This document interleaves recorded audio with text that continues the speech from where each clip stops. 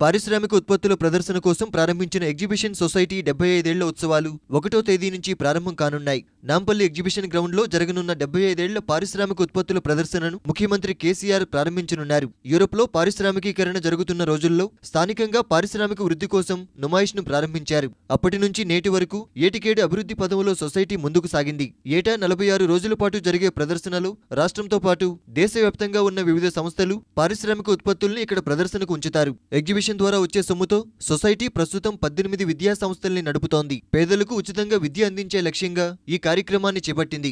నూతనంగా ఈ ఏడాది కరీంనగర్ జిల్లా హుజూరాబాద్లో అనాథ పిల్లల కోసం ఆశ్రమ పాఠశాల ఏర్పాటు చేయాలని నిర్ణయించింది. సామాజిక అవసరాలతో పాటు పారిశ్రామిక ఉత్పత్తుల ప్రదర్శన కోసం చేపట్టిన ఈ కార్యక్రమాన్ని మరింత అభివృద్ధి చేస్తామని ప్రభుత్వం కృత నిశ్చయంతో ఉంది. అవసరమైతే గోడౌన్లకు ఇచ్చిన స్థలాన్ని తిరిగి తీసుకుని పారిశ్రామిక ప్రదర్శనను మరింత విస్తరిస్తామని చెబుతోంది. మొట్టమొదటి ఎగ్జిబిషన్ ఈ దేశంలో 1938లో జరుపుకున్న చరిత్ర ఈ ఎగ్జిబిషన్ సొసైటీది. ఆనాటి నుంచి ఈనాటి వరకు ఎన్ని సమస్యలు ఉత్పన్నమైనా అప్రతిహతంగా ప్రతి సంవత్సరం ఈ ఎగ్జిబిషన్ ఉత్సవాలను మనం జరుపుకుంటా ఉన్నాం. 75 వసంతాలు పూర్తి చేసుకొని ప్లాటినం జూబ్లీ సెలబ్రేషన్స్ని ప్రతిష్టాత్మకంగా జరుపుకోబోతున్నాం మనం. ఇవాళ ఆ ప్లాటినం జూబ్లీ ఉత్సవాలు తెలంగాణ రాష్ట్రంలో జరుపుకునేటువంటి భాగ్యం కలిగినందుకు సంతోషిస్తున్నాం, గర్వపడుతున్నాం.